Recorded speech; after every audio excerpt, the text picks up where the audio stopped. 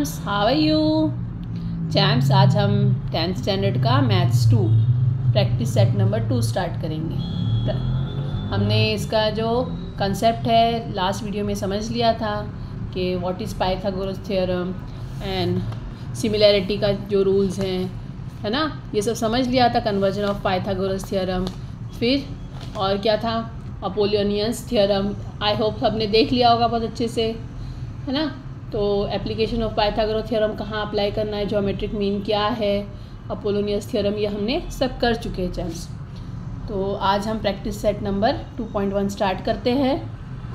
अभी तक कॉन्सेप्ट समझे थे, अब इसका एग्जाम्पल सॉल्व करते हैं।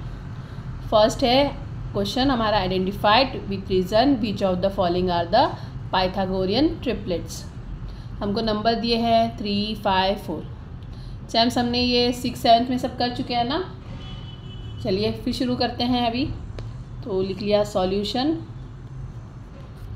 अब पहले तीनों के हम स्क्वायर ले लेंगे, क्योंकि पाइथागोरस में स्क्वायर लेना होता है ना।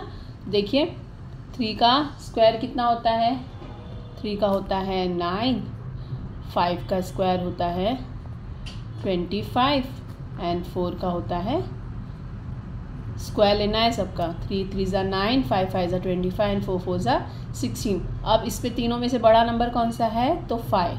ठीक है, तो 5 को एक तरफ लिख देते हैं। जो रिमेनिंग दोनों भी है उसके स्क्वायर का सम, ये पाइथागोरस थ्योरम में होता है ना, तो ये लिख लिया हमने। देयरफॉर 25 इज इक्वल टू 3 3 ज़ा 9 एंड 4 4 ज़ा 16। चैम्प्स ये आ गया, ये दोनों इक्वल है, यानी 25 इंटू 25 इज इक्वल टू 25। जब ये दोनों इक्वल होते हैं इसका मतलब ये पाइथागोरियन ट्रिपलेट्स है। ठीक है ना, तो हमको इसको लिख लेना है। इसका आंसर आपको पूछा है ना, रीज़न भी पूछा है, which of the following are Pythagorean triplets with reason, identify with reason. ठीक है, तो हम क्या लिख लेंगे, समझ में आ गया आपको। अब रीज़न कैसे लिखना है हमको, the square of the largest number is equal to the sum of the squares of the other two numbers,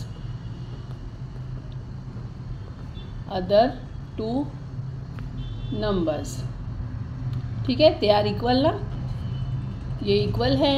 ठीक है ना champs. Therefore 3, 5 and 4 is a Pythagorean triplet. आ गया समझ में। ये क्या करना था, बस इजी है बहुत।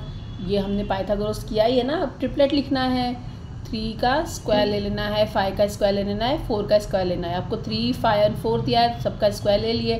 जो बड़ा नंबर है तीनों में से 5 इधर ले लिया एक तरफ, दूसरे जो बचे हुए हैं उनको दूसरी तरफ ले लिया, उनका स्क्वायर के साथ में प्लस करके देखते हैं। तो दोनों का जब स्क्वायर के साथ में प्लस करते हैं तो 16 + 9 25 होता है। इसका 5 5 से 25 ऑलरेडी है, तो ये दोनों इक्वल है ना, तो इसलिए हमने लिख दिया the squares of the largest number, square of the largest number is the equal to the sum of the other squares other two numbers, इसके बराबर है। इसलिए 3, 5, 4 is the Pythagorean triplet. Easy है ना चैम्प्स, आ गया समझ में।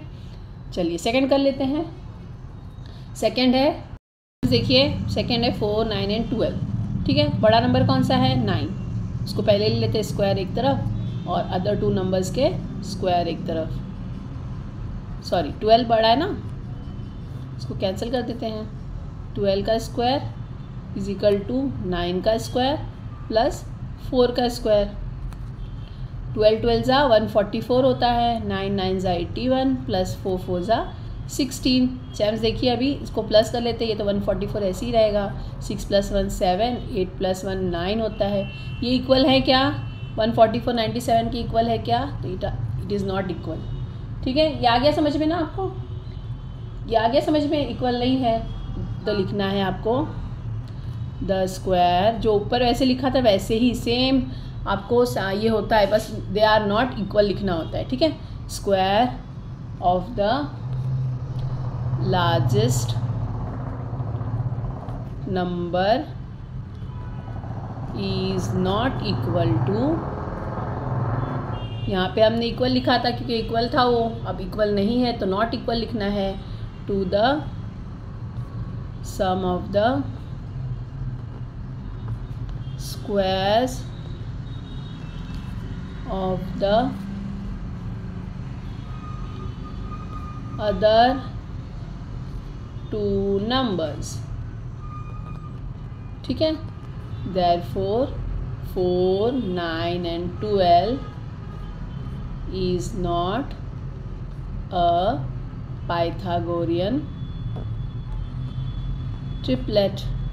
आ गया चैम से समझ में? इजी था ना। एक हमने पाइथागोरियन ट्रिपलेट था वो कर दिया, एक नहीं है वो कर दिया, तो अब दोनों आपको डिफरेंस समझ में आ गया होगा। ठीक है, थर्ड ले लेते हैं चैम्स। थर्ड है 5, 12 एंड 13। ठीक है, नंबर सबसे बड़ा है 13 हमारे पास, तो यहाँ पे 13 का स्क्वायर इज इक्वल टू 5 का स्क्वायर प्लस 12 का स्क्वायर। देखिए आप आगे पीछे कुछ भी ले सकते हैं नंबर, बड़ा नंबर सिर्फ एक तरफ होना चाहिए। 13 13 ज़ा 169 इज इक्वल टू 25 प्लस 144। 12 का स्क्वायर 144, 13 का स्क्वायर 169, 5 का स्क्वायर 25।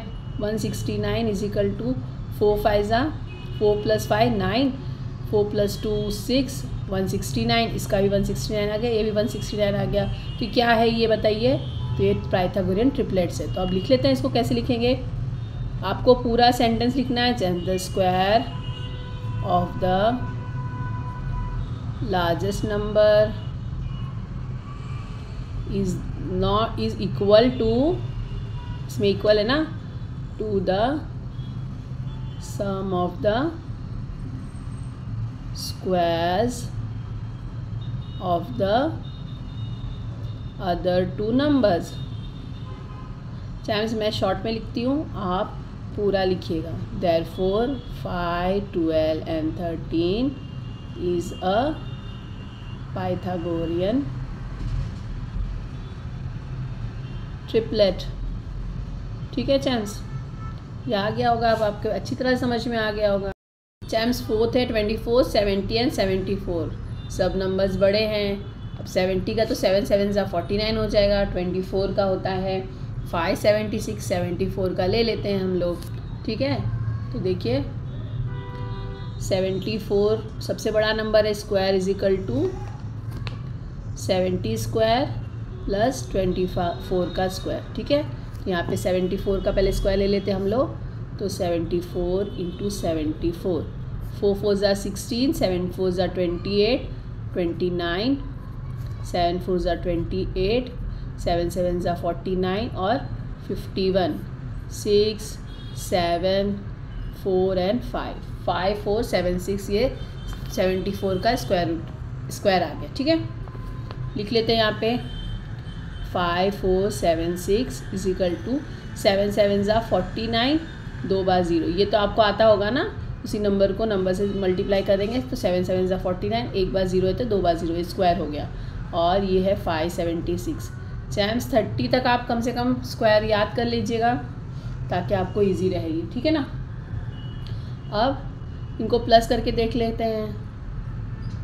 5 4 7 6 इज इक्वल टू 9 और 0 और 6 6 होता है, 7 होता है, 9 और 5 14, 5 4 7 6 दोनों इक्वल आ गए चैम्स। ठीक है, तो ये क्या है? देयरफॉर इट इज़ अ, आपको पूरा सेंटेंस लिखना है, मैं पूरा सेंटेंस नहीं लिख रही हूँ। ठीक है, तो आपको लिख लेना है द स्क्वायर। तो आप लिखेंगे नहीं, आप सोचेंगे टीचर ने लिखा है, तो ज़रूरी नहीं है, इसलिए पूरा लिख ले रही हूँ। Largest number is equal to the sum of the squares of the other two numbers। ठीक है, therefore 24 70 and 74 is a Pythagorean triplet। ठीक है चैम्स, ये हमने कर लिया। ठीक है चैम्स, देख लीजिए हमने लिख लिया 24 ये जो है, क्योंकि दोनों इक्वल आ गए हैं। चैम्स फिफ्थ वन हमारा है 10, 24 एंड 27। इसको लेके सॉल्व करना है। बड़ा नंबर है 27, 27 का square is equal to 10 square plus 24 square, other two sides ना। तो देखिए मैंने 27 का यहाँ पे मल्टीप्लिकेशन कर दिया है। 729, 10 का होता है 100, 1 1 ज़ा 1 एंड 2 0 लगा दिया, और इसका 24 का होता है 576। 729 इज इक्वल टू 576 को मल्टीप्लाई प्लस किया तो 676 आ गया। ये इक्वल नहीं है चैम्स, तो therefore it is not a Pythagorean triplet. लिख लेते हैं पूरा sentence. The square of the largest number is not equal to, champs ये सेंटेंस याद कर लीजिएगा ना, to the sum of the squares of the other two numbers. Therefore 10, 24 and 27 is not a Pythagorean triplet. ठीक है चैम्स, ये आ गया।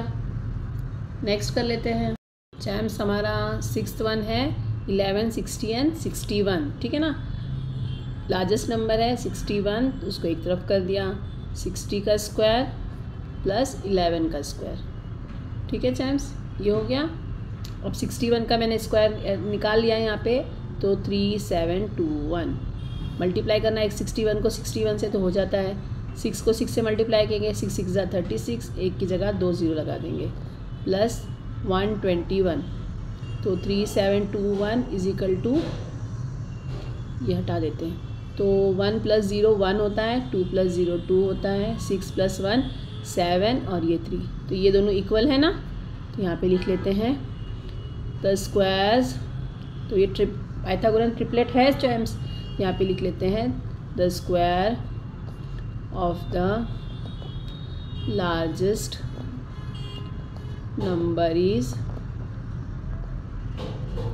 Equal to the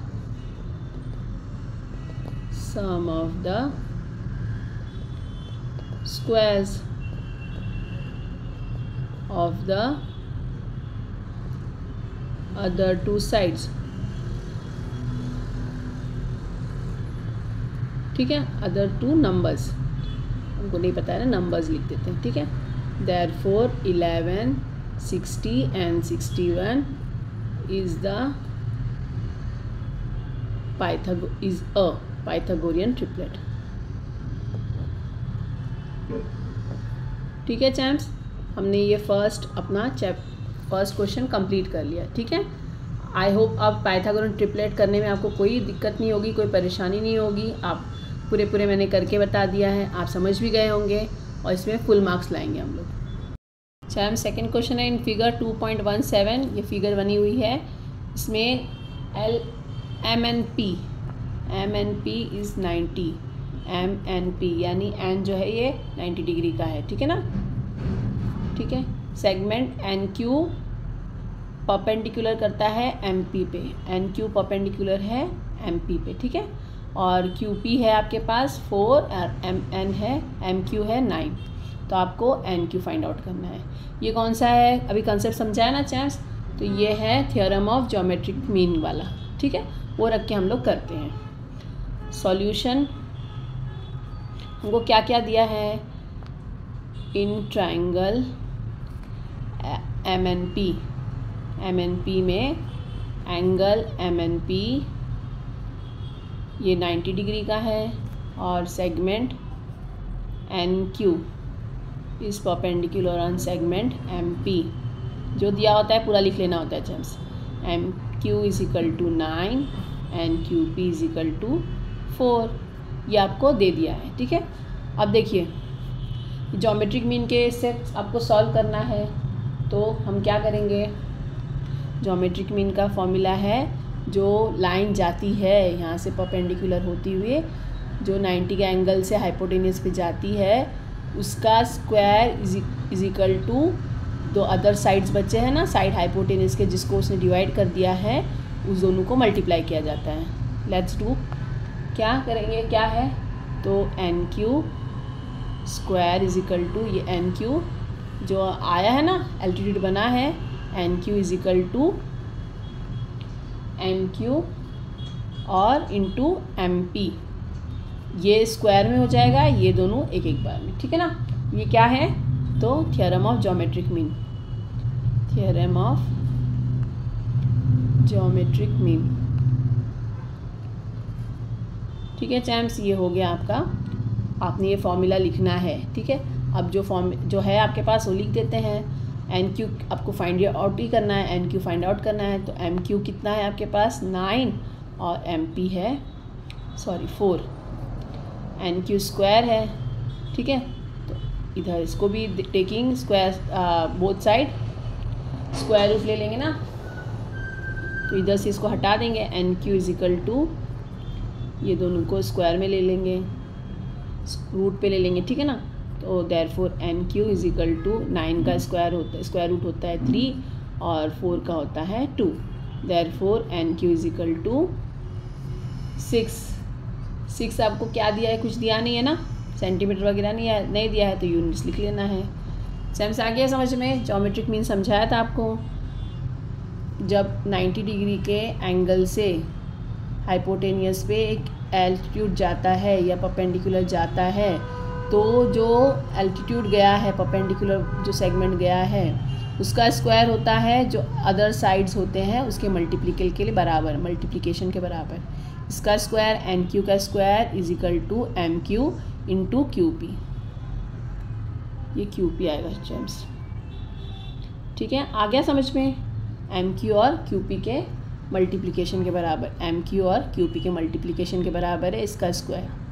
यह है ज्योमेट्रिक थ्योरम ऑफ मीन, ठीक है, थ्योरम ऑफ ज्योमेट्रिक मीन। तो N Q square is equal to M Q की वैल्यू लिख दिया, 4 की वैल्यू लिख दिया, दोनों को स्क्वायर रूट हटाना है। स्क्वायर हटाने के लिए यहाँ पे स्क्वायर रूट लगा देंगे, तो 9 का होता है 3 और 4 का होता है 2, 3 2 ज़ा 6, तो N Q is equal to 6 units. आ गया चैम्प समझ में, ईजी है ना। चैम्प्स हमारा थर्ड क्वेश्चन है, इन द एडजॉइनिंग फिगर दी है हमको, segment Q P R is 90 degree, Q P R is 90 degree, segment P M is perpendicular segment Q R, P M जो है परपेंडिकुलर है क्यू आर पर, ठीक है। और आपको ये बताया है कि M is between the Q and R, therefore you have to find P M is equal to 10, ये भी दिया है, P M is equal to 10 और क्यू एम दिया है 8, तो आपको क्यू आर फाइंड आउट करना है, ठीक है ना चैम्प्स। ये कौन सा हो जाएगा, ये भी हो जाएगा थ्योरम ऑफ ज्योमेट्रिक मीन। जब हमको 90 डिग्री के ट्रायंगल जो एंगल होता है उससे अगर परपेंडिकुलर लाइन सामने की तरफ जा रही है, सामने के साइड की तरफ, तो हाइपोटेनियस की तरफ ही जा रही है जो, तो इसका स्क्वायर इज इक्वल टू ये साइड और ये साइड है ना, ये दोनों पार्ट के क्यू एम। तो हम क्या लिखना है, इधर तो है थ्योरम ऑफ ज्योमेट्रिक मीन आ जाएगा, P M square is equal to Q M और Q M into M R, ठीक है। तो हम फाइंड आउट कर सकते हैं ना इसको, चलिए कर लेते हैं। चैम्प्स जो दिया हुआ है गिवन है वो सब लिख लिया। In triangle P Q R, Q P R angle Q P R is 90 degree का है, segment M P M perpendicular segment Q R, M is between Q and R, P M is equal to 10 और Q M is equal to 8, ठीक है champs. अब लिखना शुरू करते हैं। तो देखिए पहले हमको क्या लेना है, पी एम, अभी जैसे बताया P M square is equal to Q M और एम आर, क्यों, क्योंकि थ्योरम ऑफ ज्योमेट्रिक मीन। तो पहले ले लेते हैं, तो P M square is equal to Q M into M R, theorem of geometric mean लिख लेना है ये। हाँ, किस वजह से है ये, ज्योमेट्रिक मीन। और आप करेंगे तो आपको आइडिया हो जाएंगी, लिखते रहेंगे, प्रैक्टिस करेंगे तो आराम से कर लेंगे सब।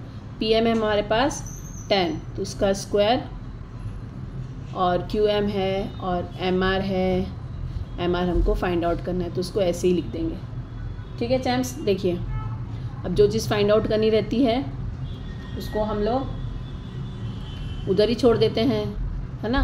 देखिए MR इधर ही रह गया, इज इक्वल टू 10 का स्क्वायर होता है 100, ये 8 मल्टीप्लाई है, यहाँ पे आ गया तो डिवीजन हो जाएगा। चैम्स देखिए अब ये 2 के मल्टीपल्स है, 4 से ले लेते हैं। 4 2 ज़ा 8, 4 2 ज़ा 8, 10 में से 8 गया 2 बचा, ये हो गया 20, तो 4 5 ज़ा 20, ठीक है। अब देखिए आपके पास ये आ गया 25/2, MR है ना ये। अब इसको और डिवाइड कर लेते हैं, तो 2 1 ज़ा 2, 2 2 ज़ा 4, 1 हाथ कैरी हुआ, 1 कैरी हो गया, तो इधर डॉट लगा के 10 हो गया ये यहाँ पे। 2 5 ज़ा 10, यानी आ गया 12.5। MR कितना आ गया आपके पास, therefore MR is equal to 2.5। ठीक है चैम्स, ये आ गया आपका MR 2.5 यूनिट। अभी MR आया है, आपको क्या फाइंड आउट करने बोला है। अभी देखिए आपको MR आया है ना, लेकिन आपको फाइंड आउट करने QR बोला है, तो QM plus MR is equal to QR। तो हमारे पास दोनों नंबर है, अभी हम आराम से फाइंड आउट कर लेंगे। तो देख लीजिए यहाँ पे लिख लेते हैं, Q है ये, QM plus MR is equal to QR। Q के हमको दिया है ना, Q M और R, तो M जो है वो बिटवीन है Q और R के, इट्स गिवन। ठीक है चैम्स, ये लिख लिया मैंने। अब QM कितना है आपके पास, 8 दिया है, MR अभी आपने फाइंड आउट किया 12.5, तो QR कितना आ गया 20.5 यूनिट्स। आ गया चैम्स समझ में। तो देयरफॉर इधर लिख लीजिए, therefore QR is equal to 20.5 units. Easy था ना चैम्स, 3 हो गए हमारे क्वेश्चंस, ठीक है। और आई होप अभी पाइथागोरियन के साथ में आपको ये थ्योरम ऑफ ज्योमेट्रिक मीन्स भी आराम से समझ में आ गया होगा, है ना, इजीली हो गया ना। चलिए आगे बढ़ते हैं। हमारा 4th क्वेश्चन है, see figure 2.19, find PR and PS using the information given in triangle PSR। PSR में आपको इन्फॉर्मेशन दिया है, ये 90 का है और ये 30 का है, ये इन्फॉर्मेशन आपको दिया है, ठीक है ना। तो अब सॉल्यूशन कर लेते हैं। इसका मतलब ये देख लीजिए, ये जो है वो वाला है थ्योरम ऑफ 90, 60 एंड 30, क्योंकि 90 में और 30 को ऐड करेंगे तो 120 हो जाता है, और 180 में से 120 माइनस करेंगे तो 60 आ जाता है। ये 60 का है ये एंगल, ठीक है ना, ये एंगल 60 का, ये 30 का और ये 90 का। तो वाला थ्योरम लेके इसको सॉल्व कर लेते हैं, ठीक है। सॉल्यूशन लिख दिया, इन triangle PSR S is 90, P is 30, it's given. तो उस वजह से अभी बता दिया जैसे मैंने, therefore R angle is 60 degree remaining side of a triangle, ठीक है। वही ट्राइंगल का 90, 30 और 60 है ये। चलिए चैम्स, अब देखिए, therefore triangle PSR is a 90, 30, 60, 30, 60, 90, ऐसे कुछ भी लिख सकते हैं आप, 30 degree, 60 degree and 90 degree triangle है ये, ठीक है ना चैम्स। 30, 60 और 90 डिग्री का ये ट्राइंगल है। तो अब देखिए, हमको जब पहले क्या फाइंड आउट कर लेते, 30 के सामने वाला, 30 लिया है पहले, 30 के सामने वाला फाइंड आउट कर लेते, तो SR है ना, तो ले लेते हैं कि SR भी फाइंड आउट करने बोला है हमको। चैम्स आपको SR दिया है, या RS 6 का है, ठीक है ना। तो अब ये अगर 30 डिग्री का है सामने वाला, तो कैसे लेना है हमको, RP फाइंड आउट कर सकते हैं ना, RP फाइंड आउट कर सकते हैं। जब 30 के सामने वाला होता है तो हाइपोटेनियस कितना होता है, हाइपोटेनियस के सामने वाला होता है हाफ, ठीक है चैम्स। चैम्स देखिए क्या होता है, 30 के सामने वाला जो होता है वो हाफ होता है RP का, हाइपोटेनियस का हाफ होता है ना, यही है ना थ्योरम। क्या है, 30 के सामने वाला जितना होता है वो हाफ होता है, यानी RP उससे डबल होता है, ठीक है ना। तो हम लोग लिख लेते हैं, फॉर्मूला जैसा है वैसे लिख लेते हैं, थ्योरम जो है वो। तो RS is equal to half of RP, इसको लिखना है क्या है, साइड अपोजिट टू 30 डिग्री। ठीक है चैम्प्स, ये ले लेते हैं। तो आर एस हमारे पास क्या है, 6 है, ये 1/2 into R P find out करना है। तो ये 2 यहाँ पे है डिवीजन में, यहाँ जाके मल्टीप्लिकेशन में, देयरफॉर 12। आर पी कितना आ गया आपके पास, 12, यानी ये आपके पास 12 आ गया। ठीक है, आपने फर्स्ट फाइंड आउट कर लिया। अब उसके बाद आपको क्या फाइंड आउट करना है, पी एस फाइंड आउट करना है। तो पी एस का क्या है, इस जो भी आर पी है, जो भी हाइपोटेनियस है, उसका 3/√3/2 होता है। ठीक है ना, √3/2। तो ले लेते हैं उसको। पी एस कितना है, P S is equal to √3/, देखिए P S is equal to √3/2 of R P. ठीक है, तो लिख लेना है अपोजिट साइड ऑफ 60 डिग्री। ठीक है, अपोजिट साइड ऑफ 60 हो गया ये। अब देखिए पी एस आपको फाइंड आउट करना है। आपके पास अब आर पी आ गया है, तो √3/2 आर पी कितना है, 12। तो यहाँ पे ये मल्टीपल है, 2 1 = 2, 2 6 = 12। तो क्या आ गया आपके पास, 3, ये है 6 और 3। ठीक है ना, तो आपके पास ये आ गया √3 और ये मल्टीप्लाइड बाय 6। तो आप इसको ऐसे लिख सकते हैं, 6³ √3। ठीक है, तो ये आ गया आपका पी एस। ये यूनिट लिख लीजिए यहाँ पे भी यूनिट्स लिख लीजिए। ठीक है, यहाँ पे भी यूनिट लिख लिया, यहाँ पे भी यूनिट लिख लिया। अब therefore R P is equal to, उसने आर पी पूछा है ना, R P is equal to 12 units and P S is equal to 6√3 units. Champs, fourth भी इजीली हो गया हमारा। हमने ये थ्योरम भी देख लिया, 30, 60 एंड 90 वाला थ्योरम। जब हम लोग प्रैक्टिकल करते हैं ना, तो थ्योरम बहुत अच्छे से समझ में आ जाता है, क्योंकि कंसेप्ट क्लियर होता है ना। तो ये आ गया हमारे पास। अब जो है लास्ट है, अभी मैं जो करा रही हूँ 5th वन है, जो एक्टिविटी पार्ट है।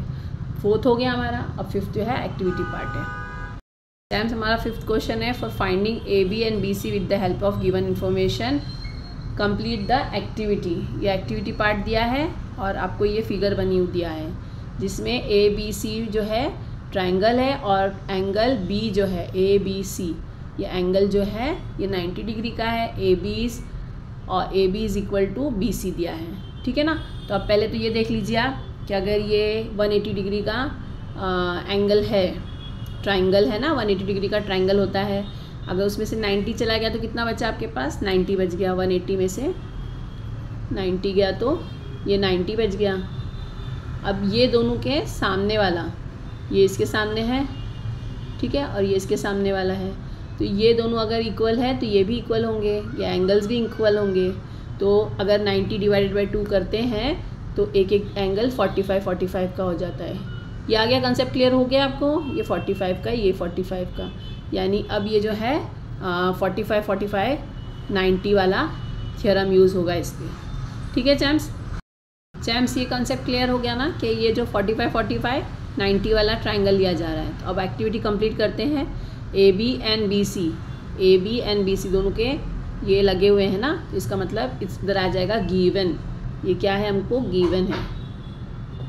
अब एंगल जो है बी ए सी कितने का हो गया आपके पास, बी ए सी हो गया 95 का, ठीक है ना, 45 का, सॉरी, बी सी ए सी और बी सी ए दोनों इक्वल है क्योंकि दोनों 45 के हैं। बी ए सी और बी सी ए इक्वल है क्योंकि दोनों 45 के। तो अगर 45 का है तो क्या आएगा, आप थ्योरम में देख लीजिए क्या आ जाएगा। तो थ्योरम में है चैम्प्स, इसका जितना भी नंबर है उसका 1/√2 ये आ जाता है चैम्प्स, ठीक है ना, 1/√2। ए सी कितना है आपके पास, ये दिया है √8। यहाँ पे पहले क्या लिख लेना है, ए बी और ए सी, ये बी ए सी है तो ए बी और ए सी कितना हो गया आपके पास, ये भी हो जाएगा 1/√2। ये थ्योरम में चैम्स, ये भी इधर भी 1/√2, यानी तीनों कॉलम्स में 1/√2 आ रहा है। क्यों? क्योंकि ये 45 का है, तो 45 जो होता है, जैसे अभी 30/60 में किया था ना हम लोगों ने 1/2 ऑफ RP और √3 ऑफ, मैंने जब कंसेप्ट क्लियर किया था चैम्स तब ये बताया था कि 45 में होता है तो 1/√2 आता है ये। ठीक है, अब देखिए जब ये हो जाता, ऐसा हो जाता है, अब 8 को देखिए कैसे करते हैं। तो 8 होता है 4 2 8 होता है ना, देखिए 4 2 8, उसकी जगह हम लिखेंगे 2√2, तो यहाँ पे आ गया 2√2 और ये 1/√2 है ना, 1/√2 यहाँ भी आ जाएगा। अब देखिए ये √2 और ये √2 कट कैंसिल हो जाएगा। अब यहाँ पे जो बचा है ना 2 1 2, देयरफॉर AB और BC = 2 यूनिट्स अपने से लिखना है हमको यहाँ पे। चैम्स ये क्लियर हुआ आपको? देखिए क्या हुआ है मालूम है, BAC जो है, BAC वो भी हाफ हो जाएगा क्योंकि 45 का है ना, तो 1/√2 हो गया। AC का दोनों जगह पे, ये अगर BAC वैसा है तो AB और BC भी, ये भी √2 ऑफ AC हो जाएंगे, 1/√2 ऑफ AC। ठीक है, अब AC हमको दिया है √8 है तो ले लिया। अब हम इसको तो कुछ नहीं कर सकते ना, देखिए अब जब ऐसा होगा हमारे पास 1/√2 इंटू ऐसे था, ठीक है ना, तो इसको तो हम कुछ नहीं कर पा रहे हैं, तो हम लोग इसको क्या करेंगे, देखिए मैं इधर से क्लियर करके बता देती हूँ पूरा तरह से। 1/√2 मल्टीप्लाइड बाय √8 है ना, तो इसको हम कैसे करेंगे, यहाँ क्लियर करती जा रही हूँ। 1/√2 इंटू 4 2 8 होता है, तो 4 2 8, फिर इसको कैसे करेंगे 1/√2, अभी 2 2 4 होता है, 2 बाहर आ गया, √ अंदर रह गया। अब यहाँ पे हम नहीं कुछ कर सकते हैं, मल्टीप्लाई है ये √2 √2 कैंसिल हो गया, क्या बचा हमारे पास 1 × 2, तो क्या हो गया 2, ये 2 यूनिट्स आ गया हमारा। आ गया चैम्स, ये कंप्लीट हो गया, आपके समझ में आ गया। तो चैम्स हमने 5 क्वेश्चंस 2.1 मैथ्स 2 के कर लिए हैं 10th स्टैंडर्ड के। आई होप बहुत अच्छे से मैंने क्लियर कर दिया है, लेकिन फिर भी अगर कोई प्रॉब्लम है तो कमेंट करने में हेजिटेट ना करिएगा। हो सकता है मैं अच्छी तरह समझा ना पाई हूँ, कोई छोटा अगर छूट गया होगा तो प्लीज़ आप कमेंट करके बताइए, ताकि मैं और अच्छे वीडियो बना सकूँ आपके लिए। और अगर थोड़ा सा भी यूज़फुल लग रहा है, समझ में आ रहा है, तो प्लीज़ लाइक करिएगा, अपने दोस्तों से शेयर करिए। सब्सक्राइब जिन्होंने नहीं किया है प्लीज़ वो सब्सक्राइब कर लिए, जिन्होंने सब्सक्राइब किया है उनका थैंक यू। और आगे वीडियो देखते रहिएगा ताकि सारे कॉन्सेप्ट आपको क्लियर हो सके, सारे मैं अच्छे से आपको करा सकूं, ठीक है। और अगर आपको लग रहा है कि हम कुछ भी आपके लिए सही से हो रहा है तो आप प्लीज़ अप्रिशिएट करना ना भूलिए, कमेंट करके बताइएगा। थैंक यू फॉर वॉचिंग, मिलते हैं नेक्स्ट वीडियो में, तब तक आप अपनी प्रैक्टिस करते रहिए, बाय।